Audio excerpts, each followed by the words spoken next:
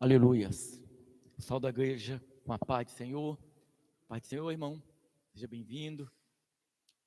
Glória a Deus. Eu quero ler a palavra do Senhor.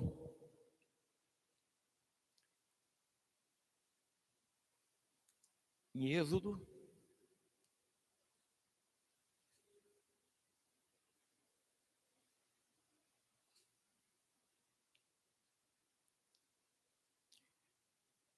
Êxodo capítulo 7. Êxodo capítulo 7.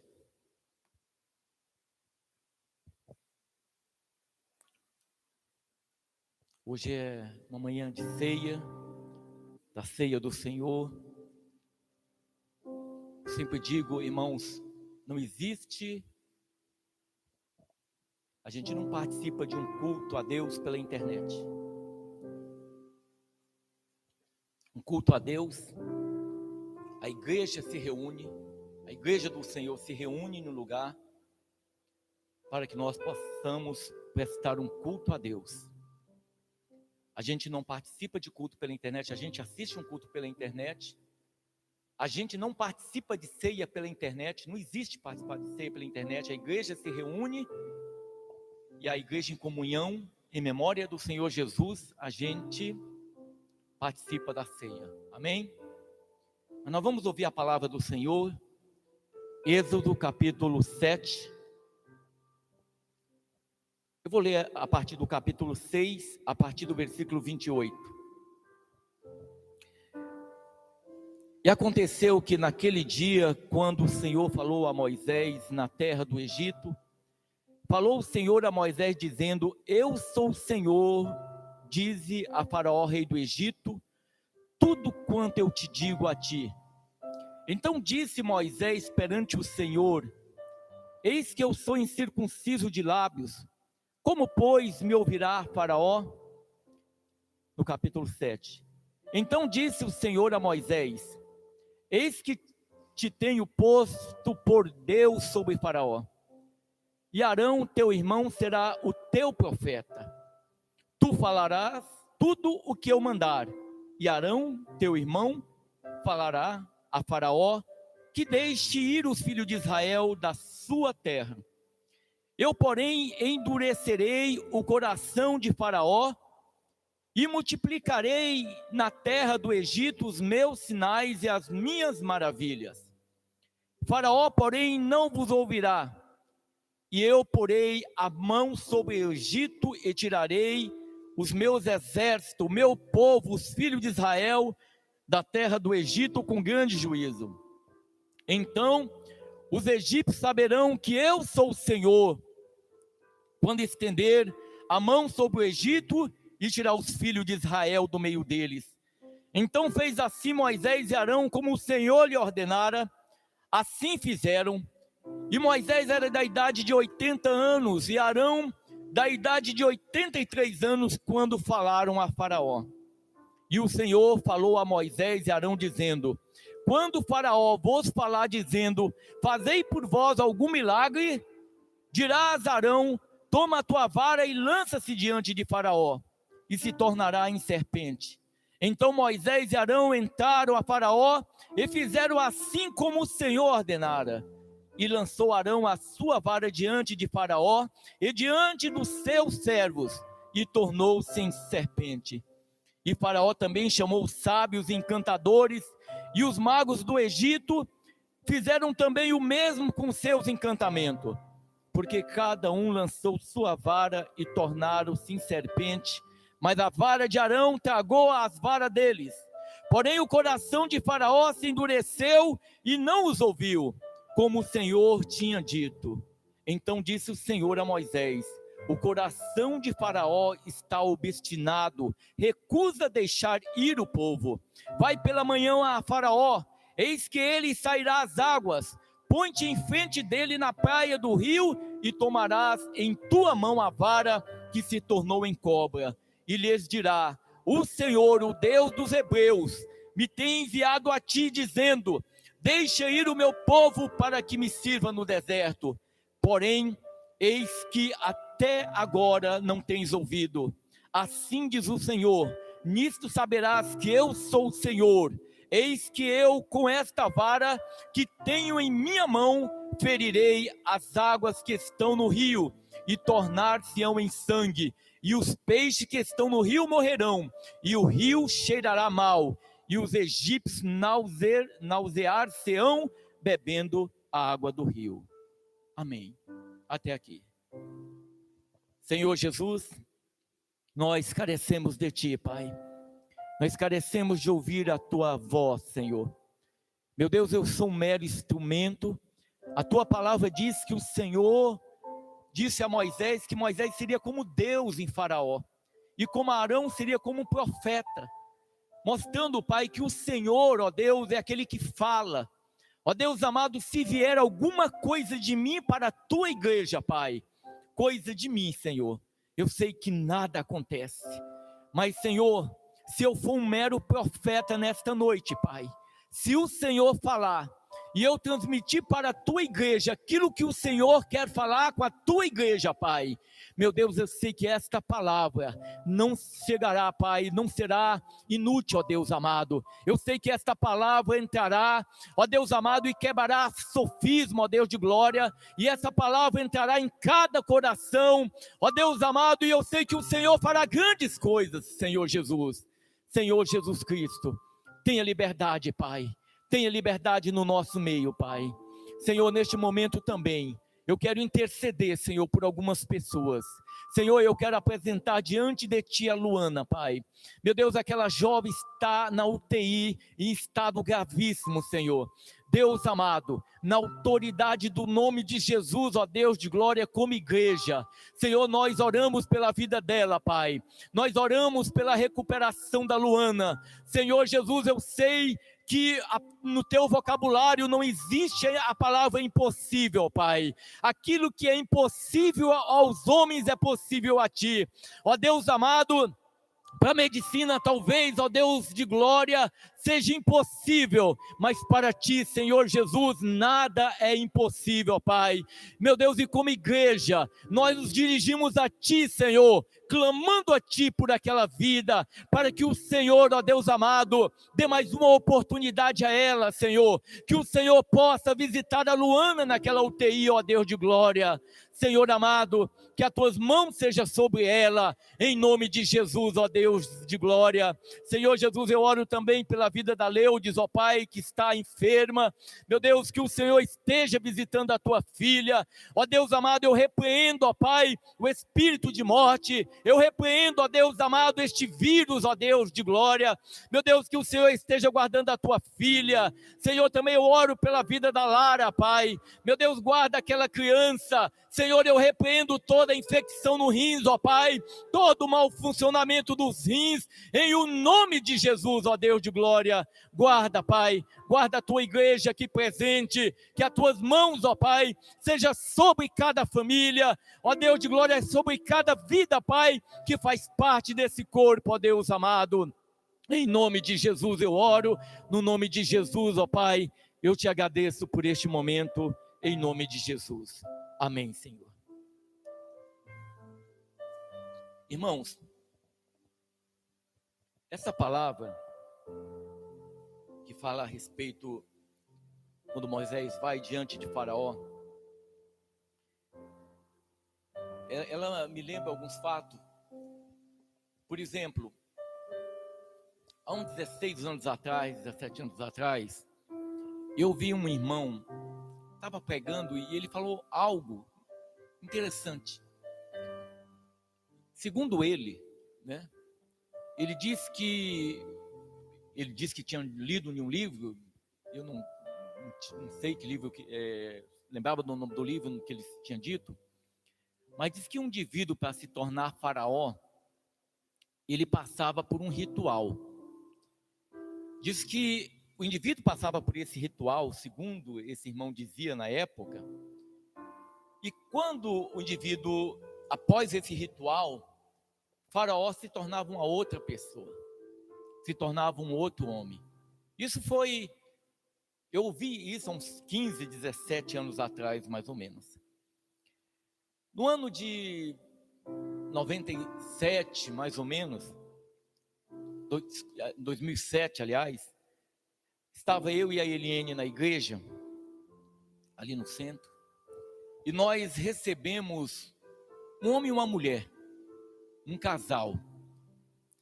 Esse casal não era marido e mulher, eram amigos.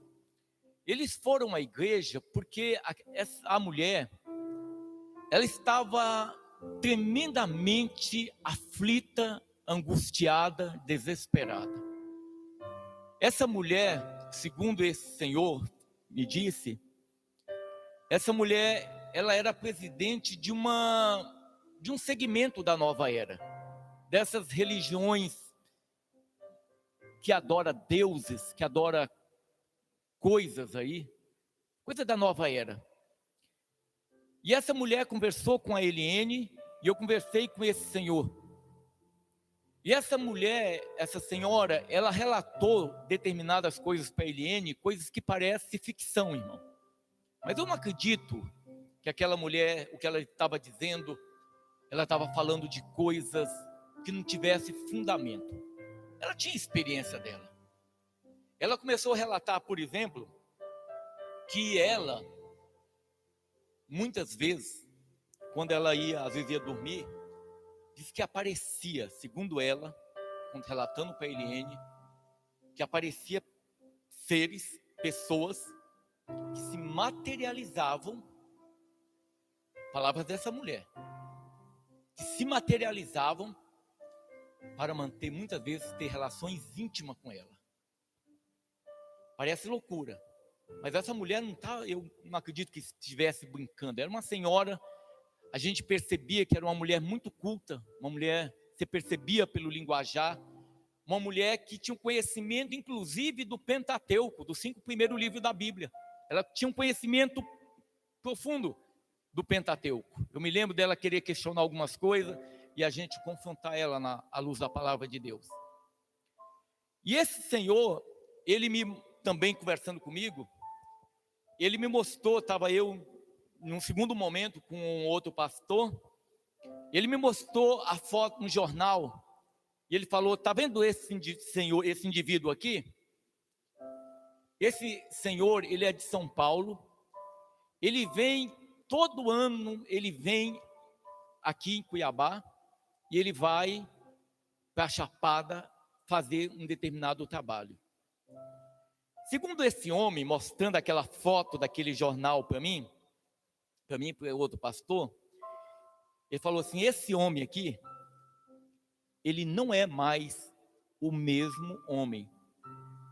Esse homem aqui, todos que conheciam ele, sabem que o que habita naquele corpo não é mais ele, não é mais aquele homem. O que habita ali é uma outra coisa, outra coisa entrou no corpo dela. Segundo ele falando que o espírito daquele homem saiu do corpo e entrou num outro espírito. Demônios. Isso eu ouvi, isso eu mostrando para mim.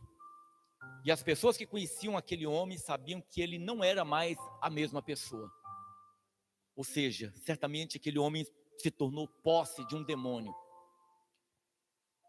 Se é o que aquele irmão que pregou há uns 17 anos atrás, 18 anos atrás, que ele, segundo ele, leu num livro de história, tivesse fundamento, porque certamente a Bíblia diz o seguinte, que todo aquele, irmão, todo aquele que não tem Jesus, em Efésios capítulo 2, diz que ele é guiado por Satanás e seus demônios.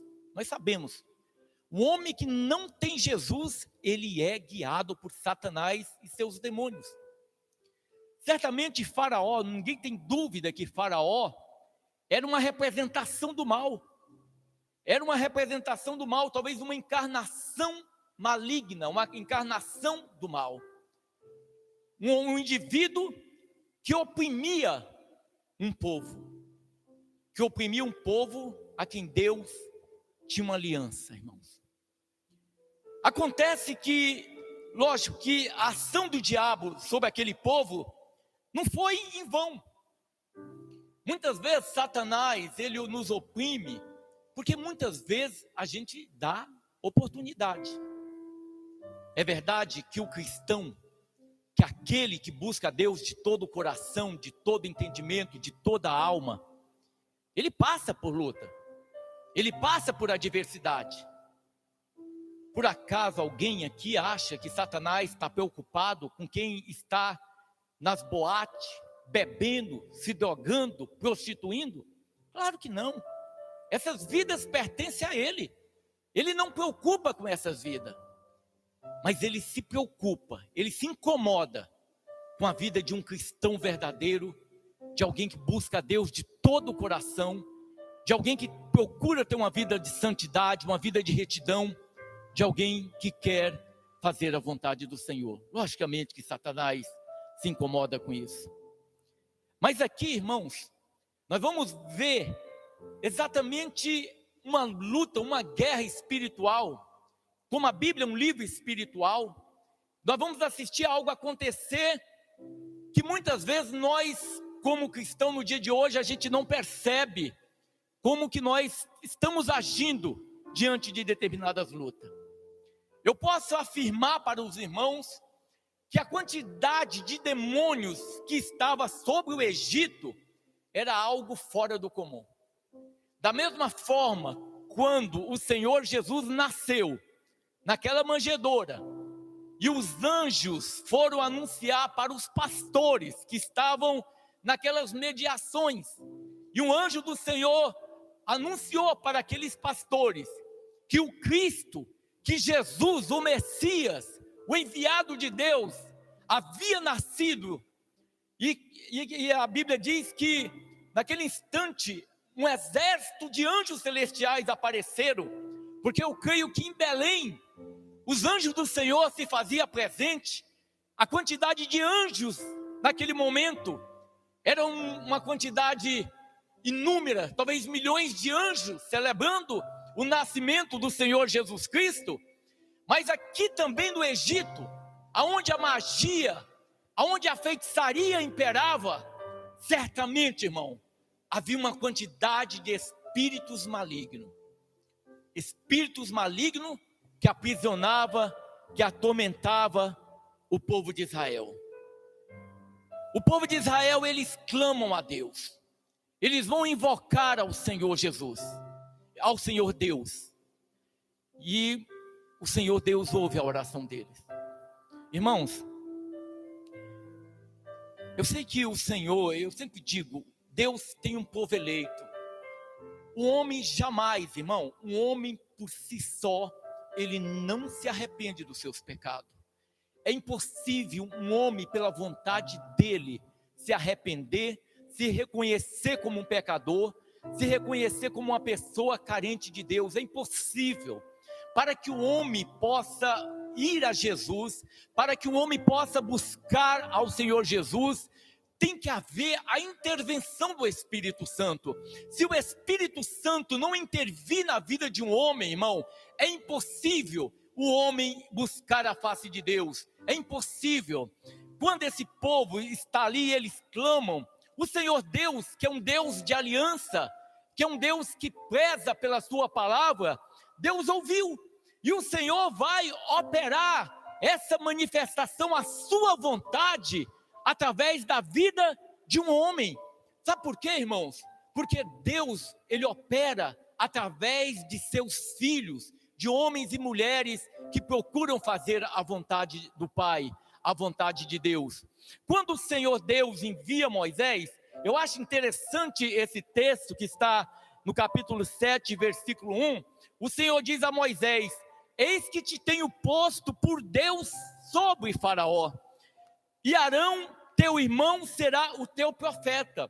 Irmãos, o Senhor está mostrando aqui uma relação de como que Deus se relacionava com o povo no Velho Testamento. Nós sabemos que, diferente dos dias de hoje, após a morte do Senhor Jesus naquela cruz, onde hoje, por exemplo, você ajoelha no teu quarto, você clama ao Senhor Jesus e Ele te ouve. Você hoje fala diretamente com Deus, mas neste tempo, no Velho Testamento, não era dessa maneira. O homem não tinha livre acesso a Deus. Deus, para falar com o homem, ele usava o profeta. Da mesma forma como o Senhor está dizendo aqui: olha, Moisés, eu vou te colocar como Deus, como se você fosse a mim, e Arão como um profeta. Eu vou falar e você vai repetir. Seria mais ou menos essa relação. Como Moisés diz que ele era pesado de língua, Moisés ele falaria e Arão iria repetir como um profeta. Irmãos, e aí eles vão então diante de Faraó. Um homem enviado por Deus diante de Faraó para pleitear a libertação de um povo. Moisés é um libertador, um homem enviado por Deus. Na Bíblia Sagrada, irmãos, Paulo foi um tremendo de um homem usado por Deus. Mas ninguém, quando a gente lê a palavra do Senhor, ninguém dos homens que tiveram intimidade com Deus foi como Moisés. Paulo foi uma bênção. Paulo foi um instrumento de Deus. Mas um homem que teve intimidade com Deus, como Moisés, na Bíblia não relata. Moisés foi um homem de muita intimidade com Deus. E ele vai até a Faraó. É interessante no texto bíblico, irmão, porque quando a gente começa a observar a palavra do Senhor, a gente começa a ver o nível de feitiçaria que era presente no Egito, o nível espiritual, o nível de batalha que se travava nesta época no Egito. A palavra do Senhor diz que quando Moisés chega diante de Faraó, no versículo 10, diz assim: então Moisés e Arão entraram a Faraó e fizeram assim como o Senhor ordenara. E lançou Arão a sua vara diante de Faraó, e diante dos seus servos e se tornou serpente. O Senhor tinha dito: olha, Moisés, quando o Faraó perguntar o que você faz, o que você fará, pega a vara e lança diante do Faraó. E Moisés fez conforme Deus tinha mandado, e aquela vara se tornou em serpente. Agora veja só, a palavra do Senhor diz que Faraó, ele chama os feiticeiros, ele chama aquele pessoal, os magos, os feiticeiros, aquelas pessoas envolvidas com a magia, irmão. E a palavra do Senhor diz que aquilo que Arão, que o Senhor Deus tinha feito, aquele milagre, aquele sinal, aquele prodígio, os feiticeiros, eles vão repetir da mesma maneira. Eles também vão lançar as varas, e aquelas varas também vão se tornar em serpente. Aqui, irmão, uma coisa para nós como igreja nos atentarmos. Uma igreja não pode se fundamentar em milagre. A igreja do Senhor, ela não pode se fundamentar em milagres. A minha vida com Deus independe de milagre. A nossa vida independe da situação, irmão. Se nós condicionamos o agir de Deus, para que nós o sirvamos, para que nós obedeçamos ao Senhor, irmão, nós estamos fora da direção de Deus. Nós estamos fora da direção dele. Nós temos que servir a Deus incondicionalmente. Nós servimos ao Senhor independente. Se eu estou enfermo, eu tenho que servir ao Senhor dessa maneira. Se eu tenho comida na minha casa ou não tenho comida na minha casa, Deus, ele é Deus do mesmo jeito. Não pode ser condicional. Quem vive atrás de milagre, irmão, quem vive atrás de milagre, quem vive atrás de profecia, de profeta, geralmente encontra profeta de Baal no caminho, irmão. Geralmente é enganado. O Senhor Jesus morreu para que nós tivéssemos livre acesso a Ele, intimidade com Deus. Você fala e Deus te ouve. Você busca o Senhor e Deus te ouve. Essa é a vontade do Senhor. Agora, dura uns crentes que até hoje não entendem, que continuam ainda vivendo nessa época do Velho Testamento, atrás de profeta para cima e para baixo, atrás de oração. Eles nunca aprenderam a orar, eles nunca aprenderam a ter intimidade com Deus, sempre dependendo de alguém. Viaja o Brasil atrás de profetas, porque não aprenderam a depender de Deus, irmão. Não aprenderam a depender de Deus. Veja só, o mesmo milagre, ele vai se reproduzir. Só que a serpente de Arão, ela vai devorar a serpente dos magos. E quando Arão pega naquela serpente, ela se torna novamente em uma vara. Mas veja só, irmão, o nível de feitiçaria que estava presente no Egito. Era esse nível de feitiçaria. Isso era um nível de ocultismo que estava. A palavra do Senhor também diz que, com tudo isso, o Senhor endureceu o coração de Faraó. É o que eu tenho dito, irmão.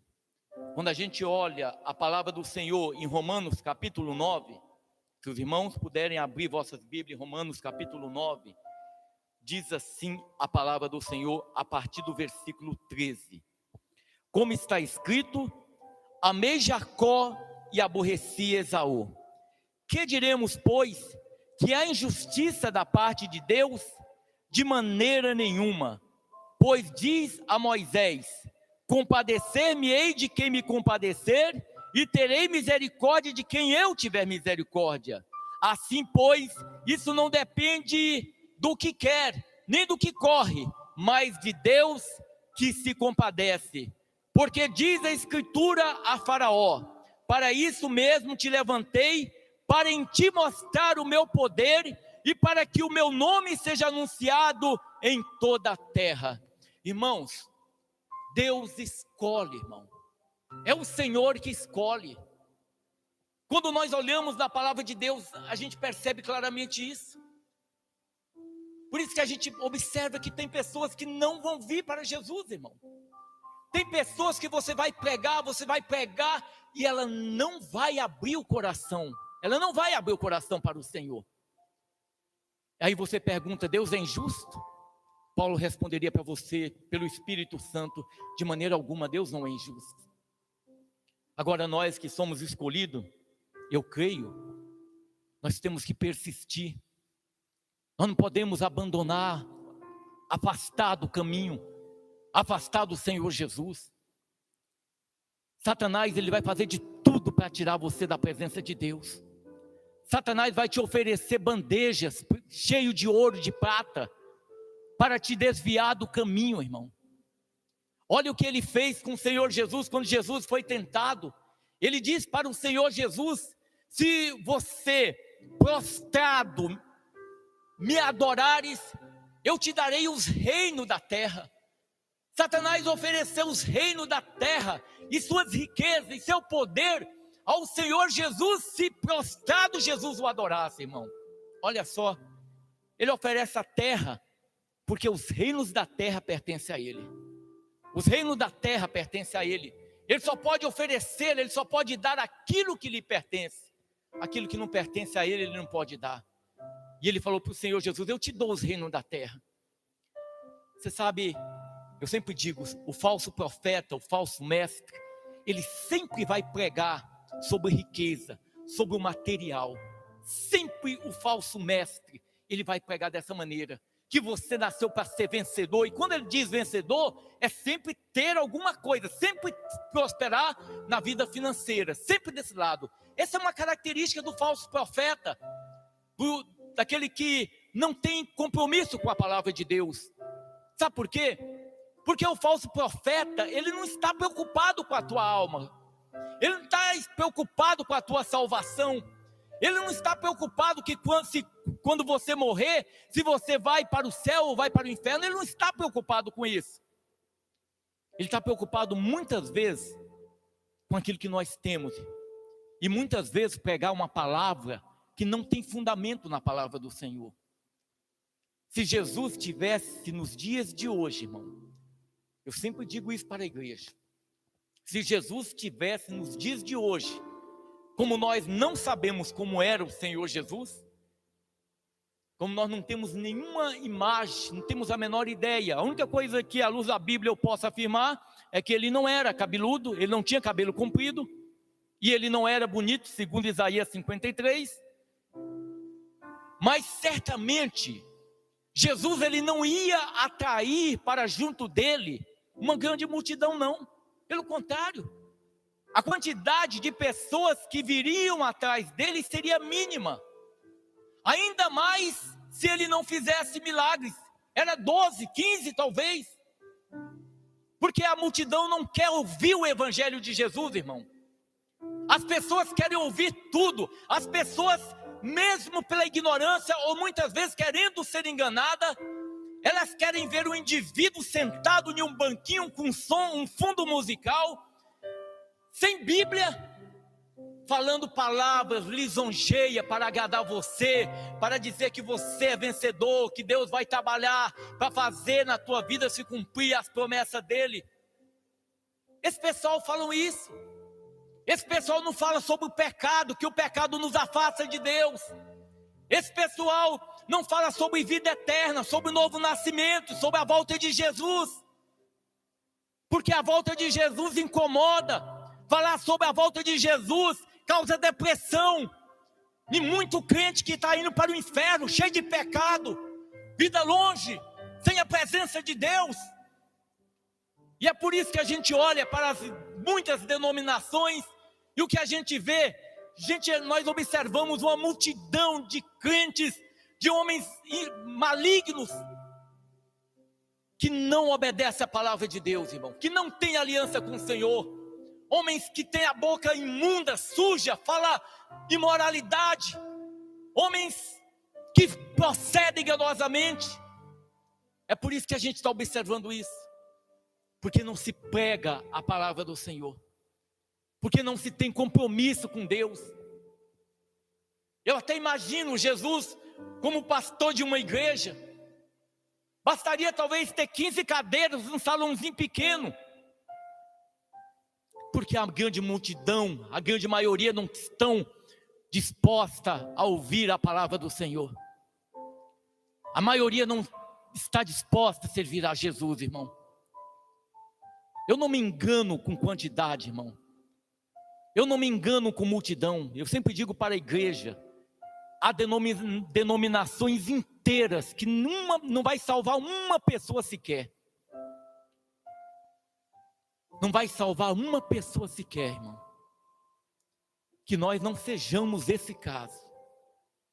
Que nós não sejamos isso. Ainda que nós sabemos, irmão, que nem todos que aqui estão, ou talvez que faz parte dessa denominação, serão salvos. Deus sabe o coração de cada um. Mas a gente, quando muitas vezes olha a conduta, a gente faz o julgamento. A gente não pode julgar segundo a palavra de Deus, segundo a aparência. Mas segundo a reta justiça, você observa a conduta das pessoas e você julga. Paulo chamou aquele homem de filho do diabo. Ou seja, ele estava julgando aquela pessoa? Não, mas a conduta dele mostrava que ele era um filho do diabo. É dessa maneira que é, irmão. Pessoas que não têm vida com Deus. Pessoas que não têm vida com o Senhor Jesus.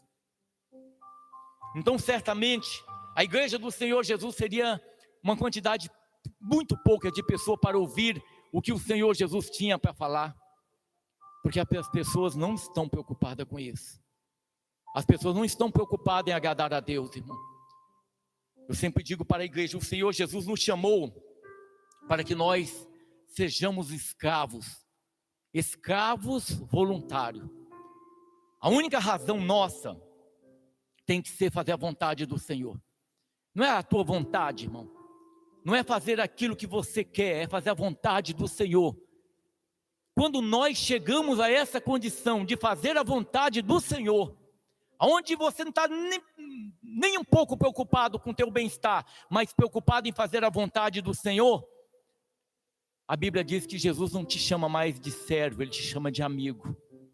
Então você toma uma decisão de ser escravo voluntário, de ser um servo do Senhor, em fazer a vontade dEle, como Paulo foi, como Tiago, como Judas, irmão de Jesus, como Pedro, como João, como os discípulos foram. Aí o Senhor Jesus fala, não, eu não te chamo mais de servo, eu te chamo de amigo. Então quando você se torna escravo voluntário, o Senhor Jesus te chama de amigo. Essa é a nossa vida, irmão. A vida cristã não é pensamento positivo, não é esse tal de confissão positiva, que eu falo alguma coisa, vai acontecer. Isso é doutrina de Satanás, isso é doutrina de demônios, isso é espírito de engano para conduzir as pessoas, tirar fora do caminho. É uma guerra espiritual que nós travamos.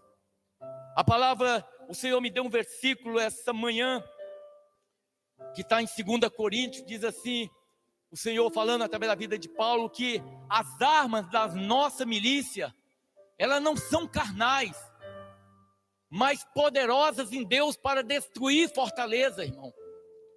As armas da nossa milícia, da igreja, as armas da igreja, ela não é carnal. Muitas vezes eu em particular, muitas vezes, eu quero travar uma batalha pela força do meu braço. Muitas vezes eu quero agir pela minha razão, pelo meu braço. Tipo assim, eu faço acontecer, eu vou dar um jeito. Igreja não é empresa. Igreja, irmão, é algo espiritual. E a arma da igreja é a oração. Essa é a arma da igreja. O objetivo nosso não é riquezas nessa terra, o objetivo nosso é a salvação. Lógico, nós trabalhamos, nós podemos conquistar as coisas, mas isso não é relevante.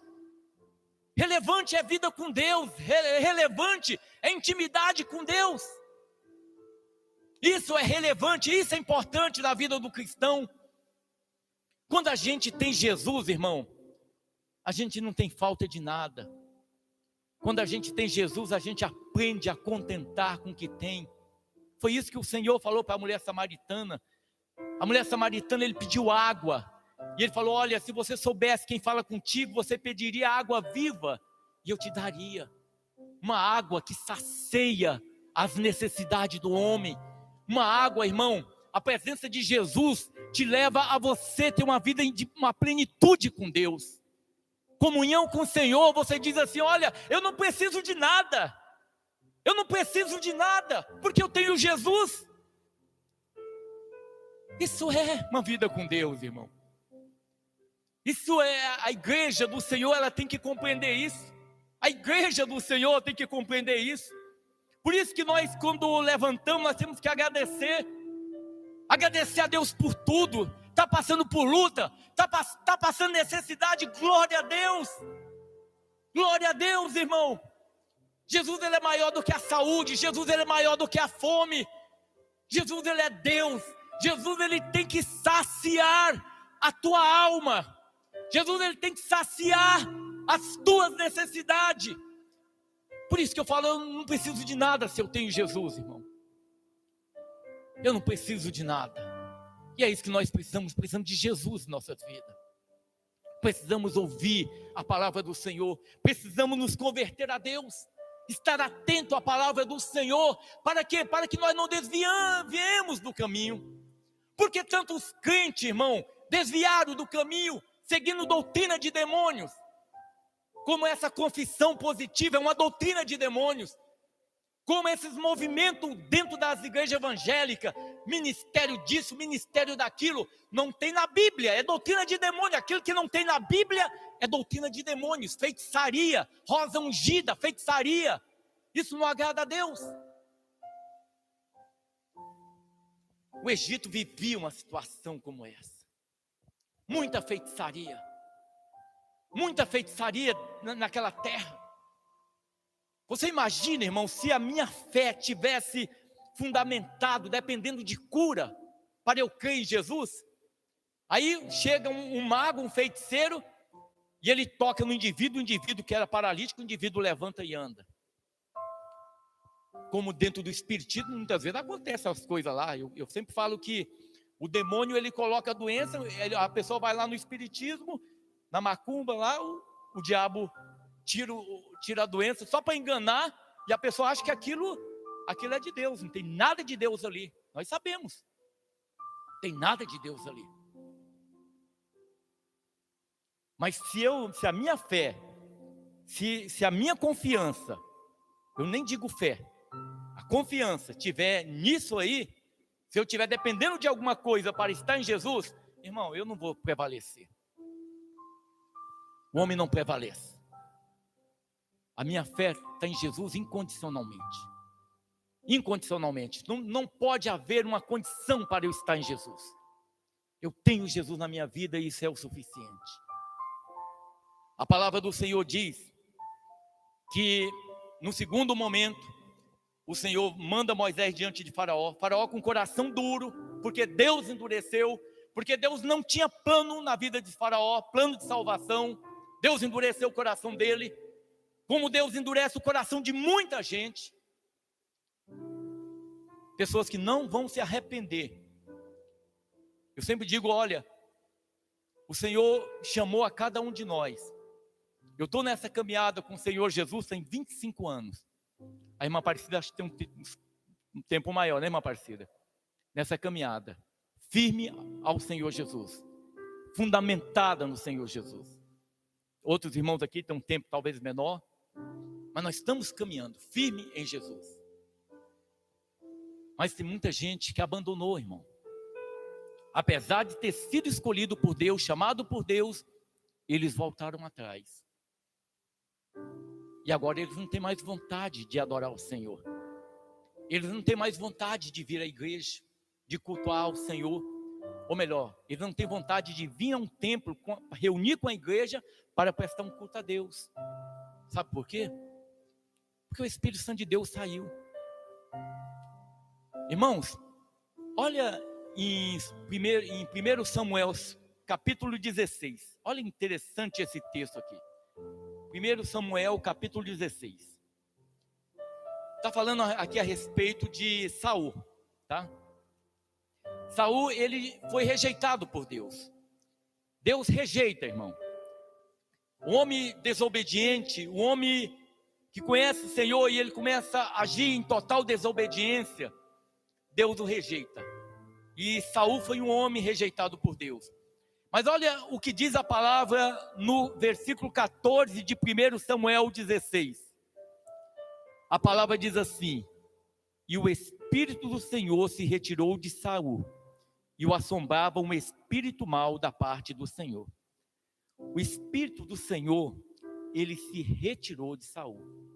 Irmão, o Espírito do Senhor se retirou de Saul, mas Saul continuou rei. Ele continuou rei, apesar do Espírito de Deus não estar sobre ele. Eu vou dizer uma coisa para a igreja. Tem muitas pessoas, eu sempre digo com relação ao altar, principalmente. Tem muita gente que está no altar, principalmente pastor adúltero, principalmente adúlteros, homens que adulteraram, conhecendo a palavra de Deus e adulteraram. Irmãos, esses homens são semelhantes a Saul. Eles não saem do altar, mas o Espírito Santo de Deus não habita mais nele. E você sabe como que você observa isso? Pelo que ele prega. Ele não tem compromisso com Deus. Ele não tem compromisso com a palavra do Senhor. Ele não tem compromisso com a salvação das almas. É desse jeito que acontece. Por isso que muita gente, irmão, muitos homens que abandonam a Deus, eles não voltam mais. Eles não voltam mais. Porque quem convence o homem do pecado, quem leva o homem ao arrependimento é o Espírito Santo. Se o Espírito Santo não tocar na vida do homem, ele não se arrepende. E Faraó era um desses homens predestinado a perder a salvação. Porque o Senhor quis. Porque o Senhor quis. Deus escolhe quem Ele quer. Deus tem o controle de todas as coisas. Mas muito do chamado, muito daqueles que foram escolhidos, estão perdendo a salvação também. Porque estão tratando a Jesus como se fosse brincadeira.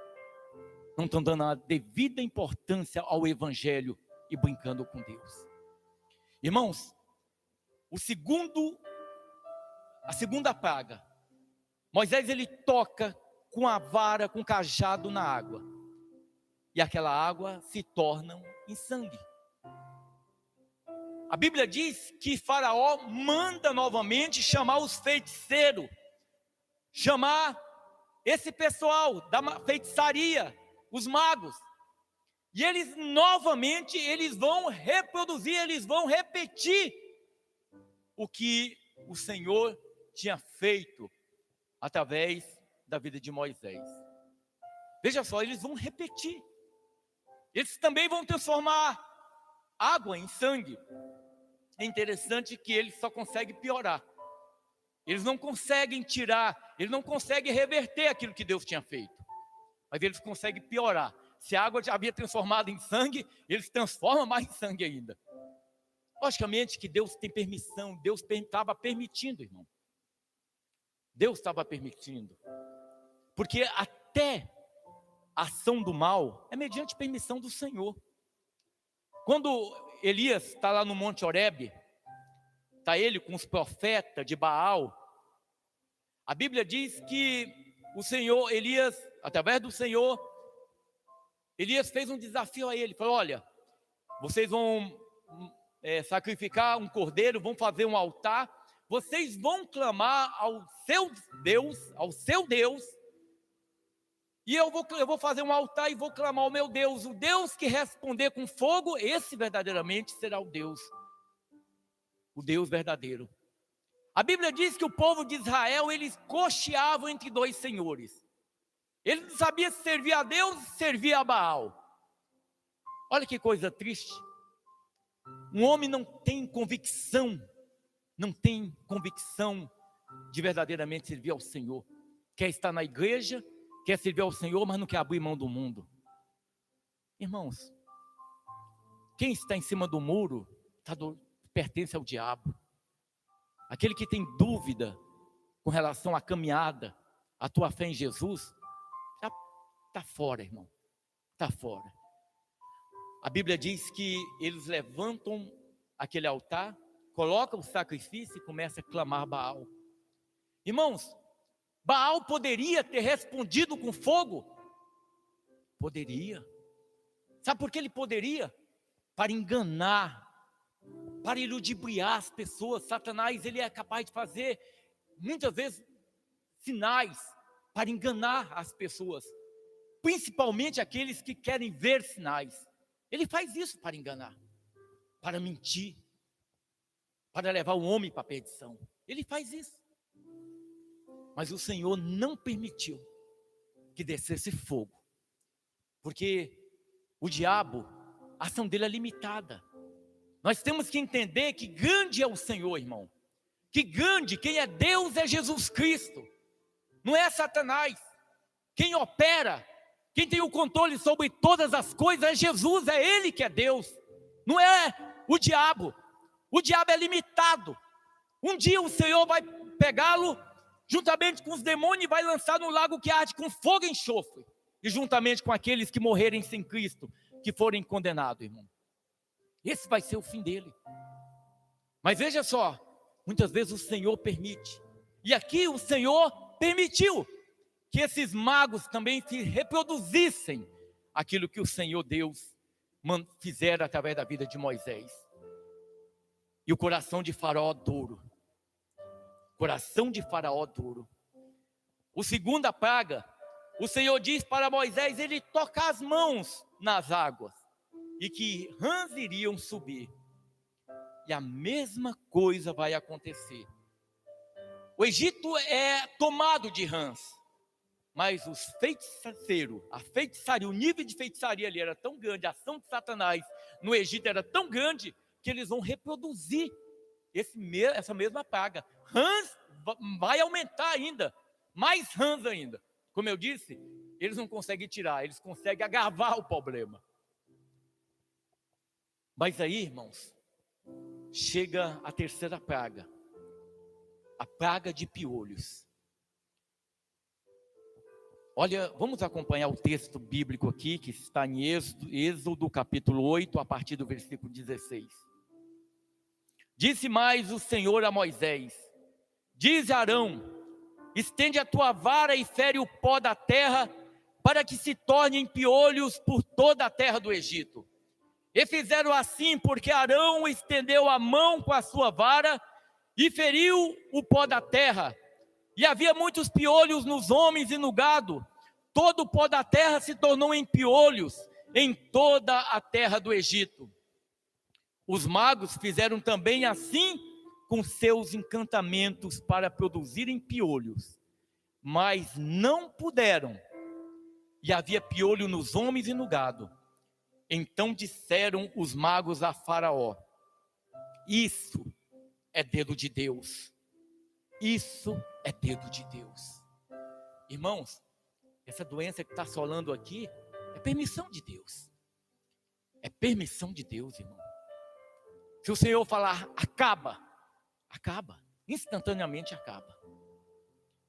Mas a gente pergunta, uma humanidade, um povo tão mau, um povo tão longe de Deus, um povo que afastou do Senhor. As denominações deixaram de adorar o Senhor. Não se adora mais a Deus. Agora, os crentes, para vir ao templo, tem que ter comediante, irmão.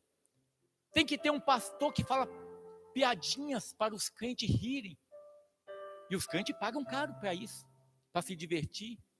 Tem que ter peça de teatro, festa junina, arraiá gospel. Isso é coisa que se tenha dentro de uma igreja, de um templo. Isso é atribuição da igreja do Senhor? Não, irmão. Isso não é aquilo que está no coração de Deus. Então, se tem um vírus aí, é porque Deus está permitindo. Deus tem permitido.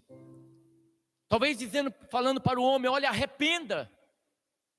Porque o Espírito Santo de Deus, eu sei que Ele tem falado em determinados corações, daqueles que são eleitos, que ainda o Senhor, ainda espera que eles se volte para Deus.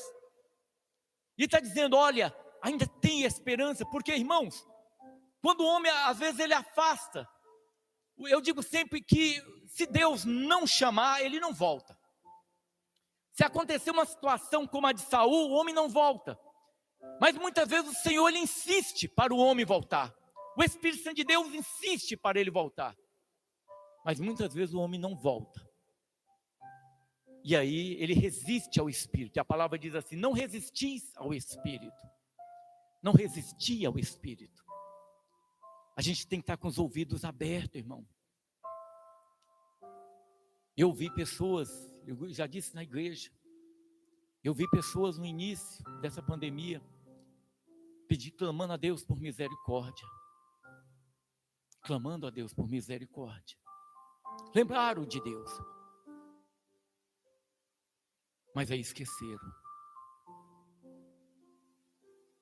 Tem gente, irmão, que vai para todo lugar, mas não participa de um culto.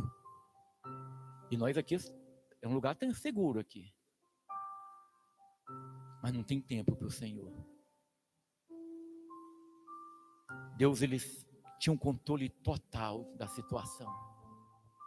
Moisés foi um libertador, irmão, para enfrentar a própria encarnação do mal, representada pelo faraó. Agora eu quero que você olhe cerca de 2000 anos depois. Todos nós cativos do diabo. Todos nós mortos no nosso deleite, nos nossos pecados. E lá do céu, o Senhor Deus, eu imagino com o coração triste, porque quando Deus fez você, quando Deus fez a cada um de nós, Ele tinha um objetivo. O Senhor Deus fez o Ander para que o Ander fosse um adorador. Foi esse o propósito de Deus. Ele nos fez para sermos adorador. Esse era o objetivo dele. Mas os homens afastaram de Deus. E quando o Senhor olhava na terra, depois de Malaquias, foi um período de 400 anos onde Deus não levantou um único profeta. Irmãos, você imagina, você sabe o que é você ficar sem a presença de Deus? Você sabe o que é ficar sem a presença de Deus? Você sabe por que esse mundo ainda resiste, irmão? Porque o Espírito de Deus ainda está, e ainda que o ímpio, muitas vezes, irmão, o ímpio, que é aquele que rejeita o Senhor Jesus, a presença de Deus, a presença de homens e mulheres que têm buscado ao Senhor, ainda traz um refrigério nessa terra. No dia que o Espírito Santo de Deus for tirado da terra, vai ser um desespero nessa terra. vai ser um desespero. Mas quando a gente observa lá, entre o Velho e o Novo Testamento, 400 anos sem Deus falar com Israel, sem nenhum profeta. E aquilo entristece o coração do Senhor. Porque se tem algo que agrada o coração de Deus, é quando ele vê verdadeiros adoradores. Quando ele vê pessoas que fazem de tudo para agradar a Deus. Pessoas que deixam o pecado porque eles querem agradar ao Senhor. Ele sabe, olha, uma pessoa fazer determinada coisa, mas de repente o Senhor falou com ele. E ele ouviu a voz do Espírito Santo. E ele deixou determinadas coisas e falou, Senhor, olha, eu gosto de tal coisa, mas eu deixo de fazer isso porque eu te amo, Pai. E eu nego a minha vontade por ti. Deus se agrada disso, irmão. Deus se agrada disso. Quando nós fazemos aquilo que agrada o coração do Pai. Então o Senhor, ele queria isso. Mas o homem agora estava talvez numa situação pior do que o povo no Egito. Não somente Israel estava cativo, mas agora toda a humanidade está cativa. Toda a humanidade dominada por Satanás e seus demônios. Como diz a palavra do Senhor em Efésios capítulo 2. Aí o Senhor, ele olha. Aqui é uma conjectura, irmão. Com toda reverência, todo respeito ao Senhor Jesus, ao Senhor Deus. Talvez o Senhor Deus chama o filho amado, o filho unigênito dele. Meu filho, venha cá, meu filho. Eu imagino o Senhor Jesus como um filho obediente. Porque eu creio que uma marca do Senhor Jesus como filho era a obediência. Ele era obediente. Pois não, meu pai. Meu filho, o povo está longe de mim. Há um abismo que me separa desse povo. Eu quero trazer a comunhão desse povo para comigo. Mas agora eu tenho que fazer um sacrifício maior do que todos. Porque eu estabeleci que quando o homem pecasse, ele matasse um cordeiro. Ou seja, havia necessidade de derramamento de sangue para que o pecado dele pudesse ser apagado. Mas a humanidade toda agora está longe. A humanidade toda está longe. Longe de Deus. Longe do Senhor. Meu filho, eu vou te enviar à terra. Eu vou te enviar à terra. Eu já encontrei uma mulher, uma serva preciosa. Você vai nascer de mulher, do ventre daquela mulher. E você vai ser o libertador. Um dia Moisés foi o libertador do povo de Israel no Egito. E você vai ser o libertador desse povo. E ele envia o filho dele, Jesus Cristo, que nasceu de mulher, que cresceu em obediência, foi instruído pelos pais, de acordo com a lei, um filho obediente, instruído pelos pais. E ele cresceu, um homem impecável, uma criança impecável, um jovem impecável, um adolescente impecável, um jovem impecável, um homem impecável. Não tinha uma mácula, não tinha uma mácula que pudesse manchar as vestes do Senhor Jesus. Porque se tivesse, ele não poderia morrer no teu lugar, no meu lugar.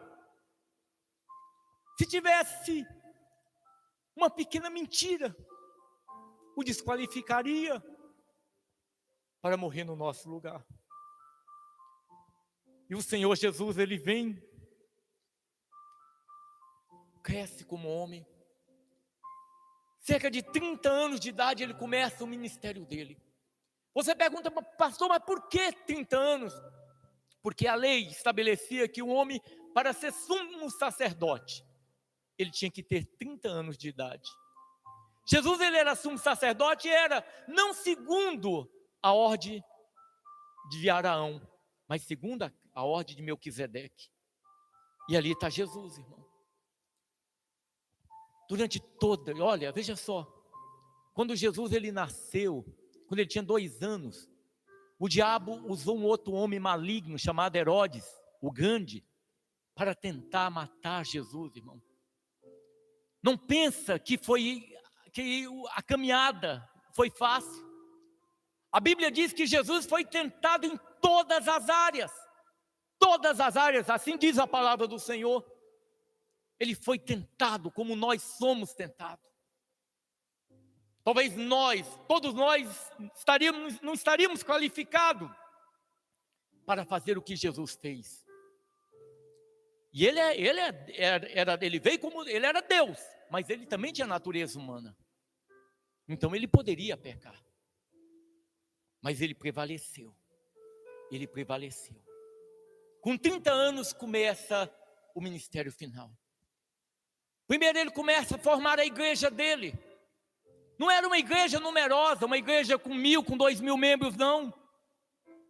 Era uma igreja pequena. Uma igreja com 12 membros.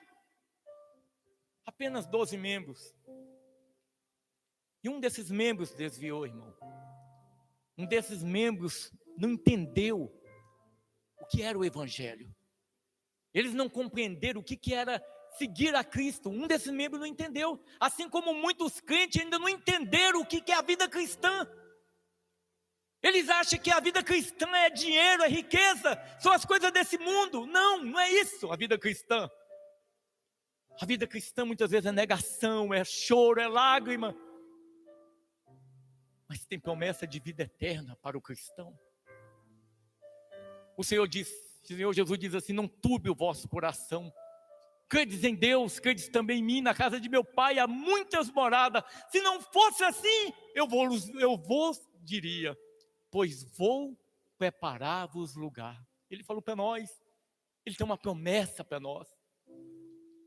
Mas Jesus, o ministério dele tinha que terminar com sacrifício. O diabo tenta, através dos homens malignos, irmão, tirar a vida do Senhor Jesus através de Herodes. Você acha que Satanás, a vontade de matar a criança é coisa de agora? Não, naquela época queria matar também. Hoje os homens usados por Satanás defendem o aborto, irmão, defendem o aborto. Homens satânicos defendendo o aborto. Pessoas, mulheres satânicas defendendo o aborto, irmão. Coisas malignas. Mas Jesus, ele prevalece. Começa o ministério dele. Satanás vai tentar de tudo para tentar impedir o plano de Deus na vida dele. Vai oferecer os reinos da terra, tenta de todas as maneiras. E Jesus prevalece. Só que o ponto final seria o sacrifício desse cordeiro, do Cordeiro Santo de Deus. O sangue desse cordeiro, Jesus Cristo, Deus, tinha que ser derramado. Alguém um dia perguntou para mim: pastor, se o diabo tinha conhecimento que se Jesus, ele morresse, ele ressuscitaria, o diabo estaria aniquilado para sempre. Por que o diabo permitiu então que ele morresse na cruz? Ele não poderia tentar impedir? Eu disse que o diabo acreditava que ele poderia obter êxito contra Jesus lá na cruz. Aquele salteador que foi crucificado juntamente com o Senhor Jesus, aquele homem lançou palavras duras, ofensivas. Aqueles guardas que estavam ali embaixo falaram palavras duras também, zombaram. As pessoas que passavam ali zombaram de Jesus, irmão. E naquele momento poderia entrar no coração do Senhor Jesus o ressentimento, a mágoa. E o diabo, ele sabia que se a mágoa no coração, se houvesse mágoa no coração de Jesus, ele não poderia morrer. O sacrifício dele, a morte dele seria em vão. Ele sabia disso. Então Jesus, ele naquele momento, irmão, ele, em vez dele ter mágoa, das afrontas, daquelas palavras, ele se compadece. Ele se compadece. Assim como o Senhor se compadece de nós, irmão. Nós somos falhos.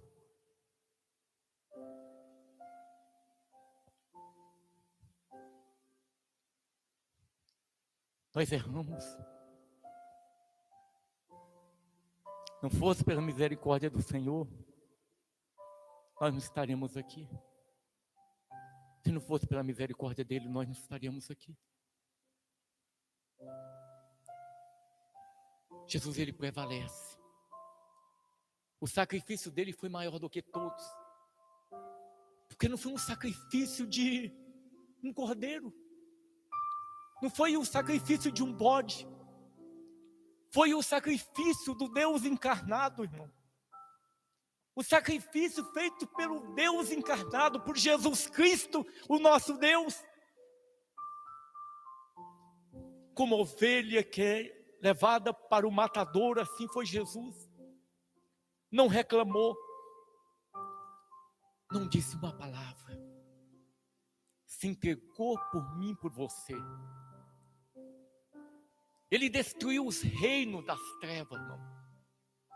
Sabe para quê? Por quê? Para que nós tivéssemos livre acesso a Deus. Livre acesso ao Senhor Deus. Quando Jesus, ele está naquela cruz, e a Bíblia diz que ele expira, e diz assim, e ele expirou, o véu lá dentro do templo, ele rasgou de cima e embaixo.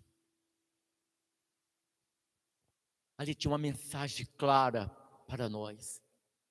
A partir de agora, o homem tem livre acesso a Deus. O homem tem livre acesso a Deus. Nós temos livre acesso a Deus. Jesus nos libertou, irmão. Um dia Moisés libertou aquele povo no Egito. Moisés foi contra tudo que havia no Egito. O Senhor Jesus veio contra tudo que havia nessa terra. E hoje o Senhor Jesus, ele está aqui em espírito e em verdade. Ele vive, irmão. Ele é o teu Deus. Ele se agrada da vida de cada um daqueles que tem esforçado por fazer a vontade de Deus. Ele se agrada dos nossos jovens que têm feito uma escolha de fazer a vontade de Deus. Ele tem se agradado daqueles que procuram fazer a vontade do Senhor. Ele tem se agradado. E Ele tem falado conosco através da palavra para que nós prossigamos, para que nós não saiamos da direção do caminho, que nós não venhamos abandonar o caminho como alguns têm feito, irmão. Porque Ele tem promessa para nós. Amém? Glória a Deus, aleluia. Hoje é dia da ceia do Senhor. Um dia tremendo, um dia grandioso, que nós fazemos menção do nome de Jesus, irmão. A Bíblia diz em 1 Coríntios, capítulo 11, 1 Coríntios, capítulo 11,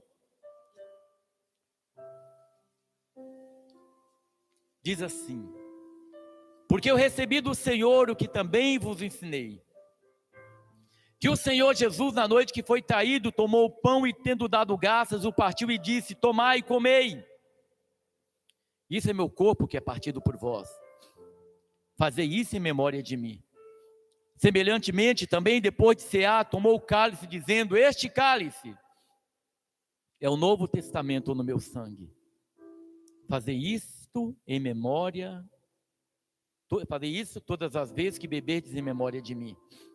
Porque todas as vezes que comerdes este pão e beberdes este cálice, anunciai a morte do Senhor até que venha.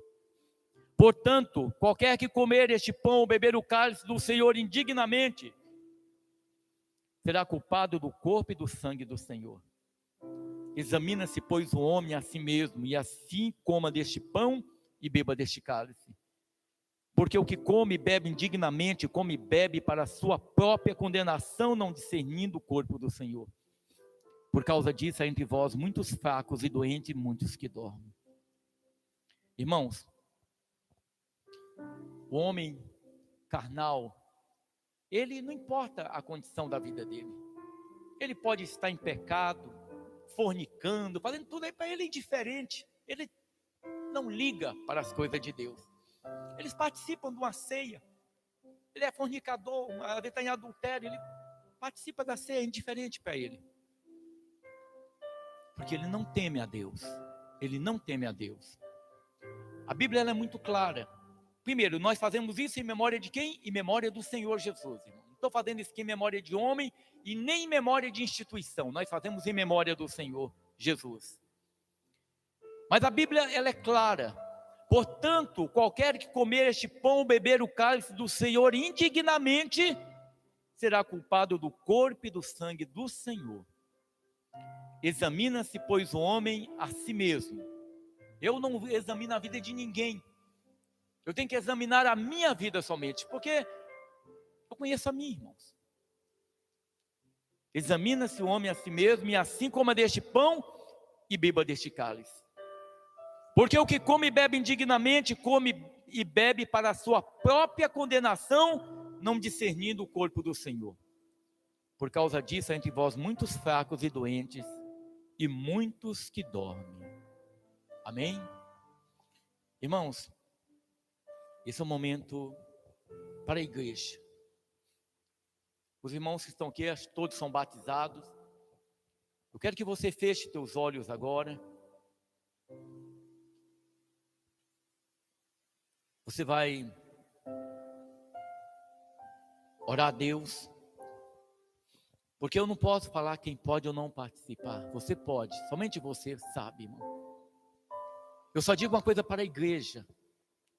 Não trate o Senhor Jesus, não trate a palavra de Deus com zombaria. Não trata as coisas santas como profana, como muitos têm feito por aí. Nós vamos nos achegar. A mesa, ela está posta. A mesa está posta. O Senhor Jesus, ele está na cabeceira e ele convida a igreja dele a ceiar. Na vida cristã, irmãos, nós não temos muita escolha. Não é você escolher isso ou escolher aquilo. Na vida cristã não tem. Você tem necessariamente que participar, mas se você participar em pecado, você come e bebe para a sua própria condenação. Se você não participa, você não tem parte com o Senhor Jesus, irmão. Pessoas que não participam da ceia não têm parte com o Senhor Jesus. Então não tem alternativa, nós temos que obedecer.